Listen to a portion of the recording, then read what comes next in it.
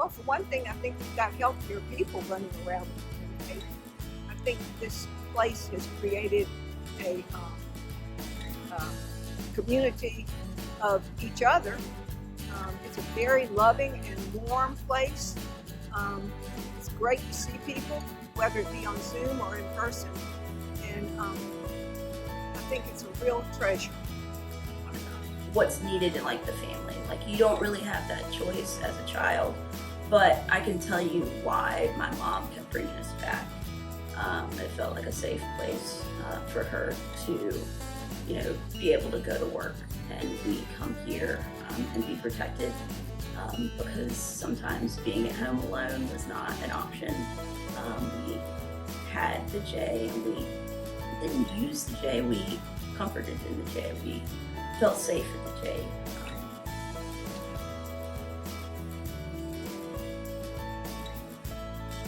During this very trying time of COVID, we have been working really hard to make sure that we are staying safe, that we are protecting the most vulnerable population.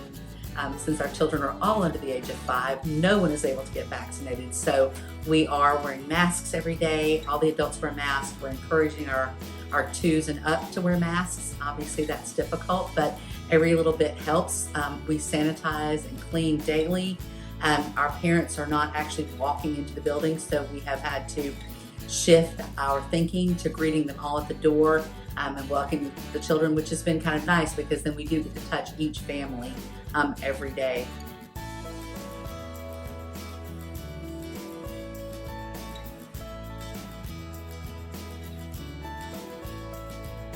So we went through the health department and got permission to open up for essential workers. And the Sunday before it happened, before we were supposed to reopen, I got a call from a local nurse, actually an email with the phone number. So I called her back and she'd gotten a placement of a 14-month-old child and had no place to go. There was nothing else open. So she came to the preschool and we were thrilled to have her. The little girl was 14 months old and obviously having been in a home where she had been removed, there were some developmental issues, some delays that were not being addressed.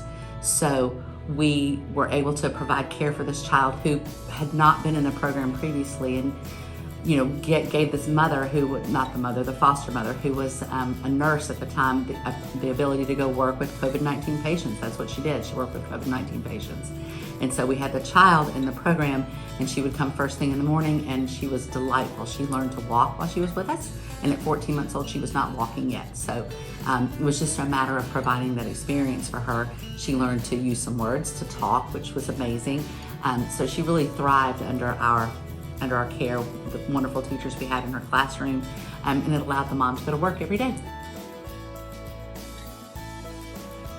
Under the foster care placement, the foster mother received some subsidy, but we did not take that subsidy so that she could provide for other things, and we did give her the child care for free for our scholarships. Yeah. Right now, we serve 93 families of first responders. So 93 of our parents are first responders, and some of those families, 2 of the parents are first responders. One's a doctor, or both are doctors. One's a doctor, one's a nurse, either way. But we do have 93 families that are considered first responders or essential care workers. Thanks to the scholarships and the money that we receive from our United Way allocation, we're able to provide this service to these families who so desperately need it. When childcare is such an important piece in our community, and as centers are closing all over town, for us to be able to stay open thanks to United Way and thanks to our wonderful staff.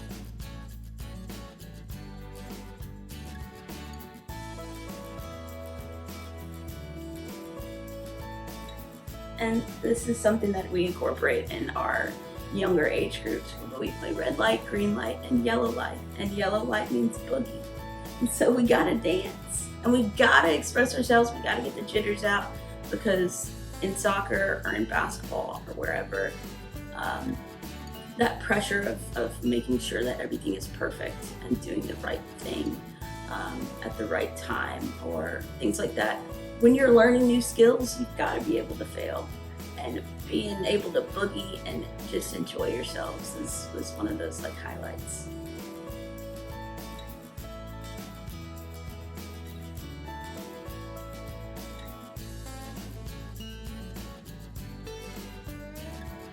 We are thrilled to have Farmers to Families back at the Levite Jewish Community Center. We'll be distributing boxes once a month for the foreseeable future.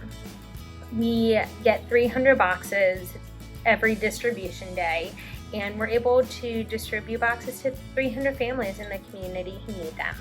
The cars that come through are so grateful, and the smiling faces we see make it all worth it. We see a lot of the same faces month after month, and a few people even came back from the first time we were doing Farmers to Families. We have one woman, her name is Charlene. She starts helping us by directing traffic while the cars are pulling in. Then she gets back in her car, collects her box, parks her car, and comes to help us distribute the rest of the boxes. She really feels that she is getting such a gift from us that she wants to help give back as well, and we would never turn her away.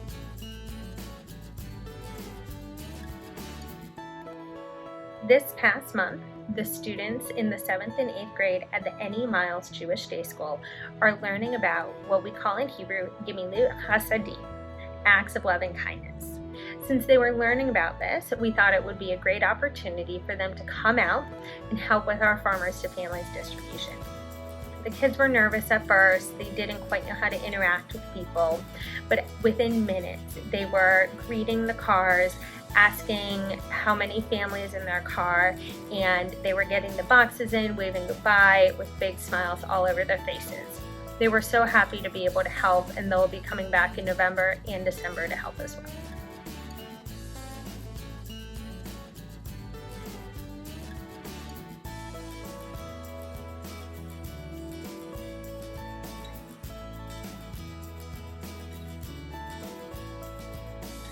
So I'm Louise Thiesel, and I have been a member of the J for 17 years.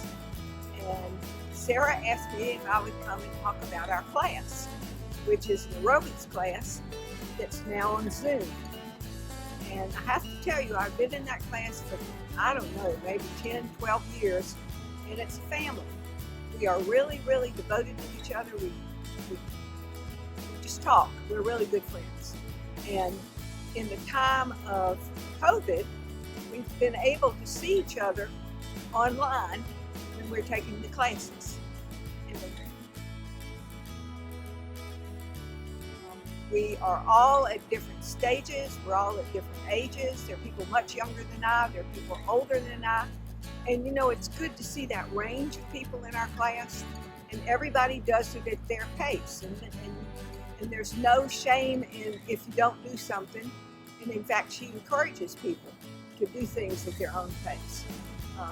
And now that we're on Zoom, we see each other in much smaller quantities, but we're still really good friends. And we get to visit a little bit before the class starts and say goodbye before the class is over. And I'm just grateful that we still have the class. That's awesome.